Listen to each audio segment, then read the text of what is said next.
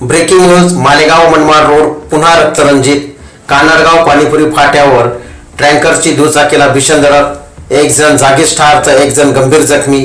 12 February रोजी मालेगाव मनमाड रोडवरील कानडगाव पाणीपुरी फाटा येथे झालेल्या भीषण अपघाताने संपूर्ण कानडगाव गाव शोककळा पसरली आहे.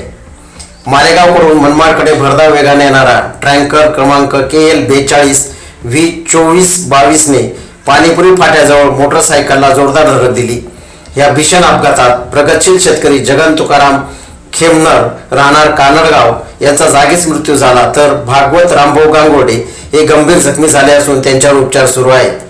प्रत्यक्षदर्शीनुसार ट्रँकर चालकाचे गाडीवरील नियंत्रण सुटल्याने हा अपघात झाला. विशेष म्हणजे या ठिकाणी यापूर्वी अनेक अपघात झाले असून रस्ते विकास महामंडळाने कोणतीही ठोस उपाययोजना केलेली नाही.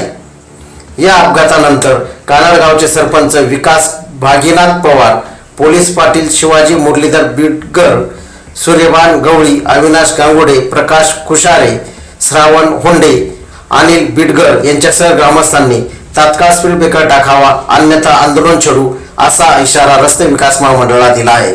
येथे प्रश्न असा उपस्थित होतो, अपघातानंतर प्रशासन जागा होणार का? आणखी किती निष्पाप जीव गेल्यावर स्पीड ब्रेकर टाकणार? 24x7 न्यूज रिपोर्टसाठी प्रतिनिधी गंगाधर वानखेडे, चांदवड.